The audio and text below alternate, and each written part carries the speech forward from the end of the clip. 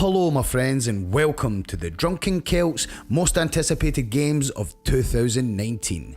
Now, to save this video from being 2 hours long and me basically having to edit a ton of footage, we've kept it to one pick. So we went round all the Drunken Celts and got them to pick their one most anticipated game, the one game they can't do without this year out of all of them, and we got some pretty interesting answers. So first off, we'll go to Neville Bat, and his pick is Days Gone, the PS4 exclusive that will be launching on April the 22nd, set in a post-apocalyptic world, with zombies. Yes. Now this was announced a few years ago, I think a couple at least, first at E3. And the footage of the Horde gameplay really looked good. It was something new at the time. But I think a lot of people have been getting down on it, giving it a bit of hassle because it's taken so long and people say they've shown so much of it already.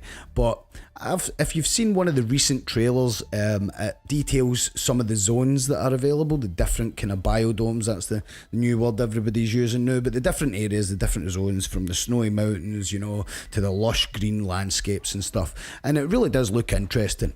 And let's be honest, this is basically a Darrow simulator from Walking Dead, isn't it?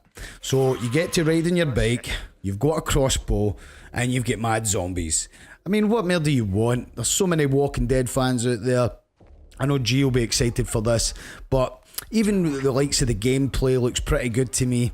I'm not too sure about what the story will be like. Hopefully pretty good. But as I say, if you've seen some of the latest trailers on this is getting me quite hyped for the game. The only thing I will say is it's got fucking shit pre-orders. I mean, every game comes with pre-order bonuses nowadays, but the pre-order bonuses for this are terrible. It's like, we'll give you a crossbow early, we'll give you a nitrous tank, we'll give you an extra thing for your bike. I mean, when will fucking game developers stop this shit? Probably never. They'll probably just add more and more onto it. But all that shit aside, I think this game will be good. I think Sony now, with their first party kind of stuff, they know what they want out of a game. And Days Gone has went through that extra bit of development time, I think, to give it the polish that Sony will be wanting on the console. And I think people will be pleasantly surprised when this game comes out by just how good it is. Now, next up we have Bulby's pick. And yeah, Bulby is a bit of a, he likes a bit of self-harm, he's a bit of sadomasochist at times. He likes to play all these fucking hard-ass games. And he's looking forward to Nioh 2. Now, I've played the original, Bulby completed it. I played the original, I got about halfway through, and the bosses in that game are fucking ridiculous. Now, I've completed Dark Souls, I've completed Bloodborne, all the rest of it. I found Nioh harder. Not the actual levels, but the boss fights. Probably wasn't doing enough grinding, to be honest. I know Bulby likes a bit of the grinding games, but it just kind of put me off. But the actual atmosphere of the game, the first one, was amazing. And Team Ninja, the ones that obviously did Ninja Gaiden, Team Ninja, they said that they actually played it a bit safe with the first one, and they're just going to let it all hang out in this one. So who knows what we'll see, because some of the bosses and the enemies of that first game were truly fucking awesome.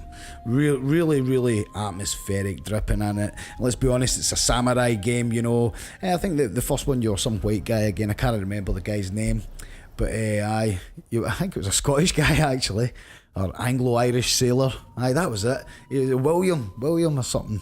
Anyway, that's beyond the point. Nioh 2, we don't have much for it, we just have the one trailer, but needless to say, this game will be hard as nails and probably just expanded and a bit more nuts than the first one. So enjoy that, Bulby, I'm sure you will. Right, and next up after that we go for Export's pick. Now, Export is our how can we put this, resident Star Wars fanatic. I would call him a fanboy, but he's far beyond that. So he's looking forward to Star Wars Jedi Fallen Order. Now, thanks G, because there's no gameplay footage out of this game. It's not even confirmed for this. In fact, they say it's releasing the holiday this year, so let's see. I was looking more at the footage I've got playing here. Star Wars 1313, we all know what happened to that game. Get cancelled when EA got the fucking rights. Don't get me started. That game looked good, but on the recentest leaks, they've been stating that this new Star Wars game's more in line with the Force Awakens, you know, the Force games. So third person action kind of thing. But we'll see. It's Respawn Entertainment that are doing this. The developers are Titanfall, so that's what gives me the most hope out of everything. Yes, it is fucking EA. You know what we think about them around here, but still, it's a single player Star Wars experience. It can't be any worse than Star Wars Battlefront 2's campaign. It really cannot. So here's hoping that this one will be amazing. And after that, we will go on to my pick, and that is Ghost of Tsushima, another samurai game. If you've seen the trailer for this, the graphics for me were just jaw-dropping. I couldn't. Third-person action, perspective, open world gameplay. And what's interesting about this wee tidbit, that they're not going to have any waypoints in the game, so you can explore it completely without guidance. So that really piques my interest. I hate just, wee blip, let's go to the blip. That's what I liked about Red Dead so much. If you turn all that shit off and just go on a wee explore, there was always something to find, and I'm hoping that's going to be like that here. So this is developed by Sucker Punch, and I don't think it's confirmed for this year yet, but I'm fucking hoping and praying that we get to see it. I've always wanted to play as a samurai game, and this one's set in 1274, and you're the last samurai. And it's set in Tsushima Island round about the time of the Mongolian invasion. So it sounds good. You've got a grappling hook, certain stuff. As I say, you can do duels, stealth gameplay. Some people are even talking this down as well, but some people are always talking about something, aren't they? I couldn't be more hyped for this game. As I say, give me this game all year, that I'd be more than happy. I just hope it turns out to be as good as what I'm hoping. So after that, we'll go on to Big McGee's pick. And Big McGee's threw me a curveball here, to be quite honest, because I know fuck all about these games, and that is Pokemon. Now, apparently, right, I've just got on what McGee's telling me here.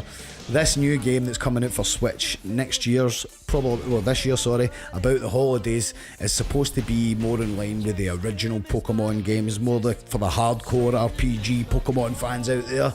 None of this go pish that a lot of the fans are rejecting. I'm not quite happy with how dumbed down the games have become, but I mean, more power to you, McGee. Pokemon, got to catch them all. So that brings us on to our very last game, and that's from Garfies, the man. Yeah, now, this could have been my pick if I'd have fucking thought of it, but no, I forgot. Fee's a bit of a retro man, bit of a renaissance man, and he's got Streets of Rage 4, baby. Now, when I seen this announced, the trailer looks amazing. At first I was like, cel-shaded graphics, I'm not too sure, but once I seen the gameplay, looks amazing. So cannot wait to play that. As I say, most of us here at the Drunken Celts, big fans of the original Streets of Rage 2, Streets of Rage 3. They were all amazing. I spent many hours on the old Mega Drive, and that is Genesis to our American friends.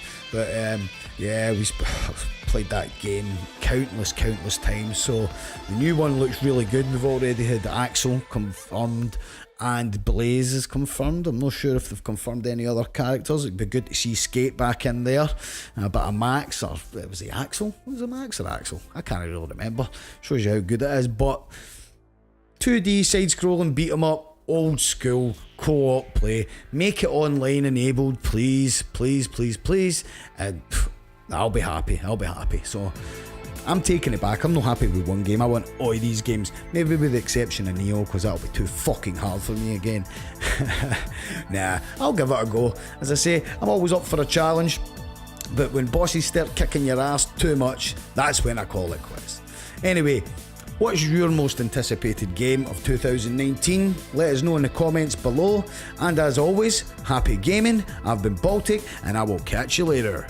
See ya!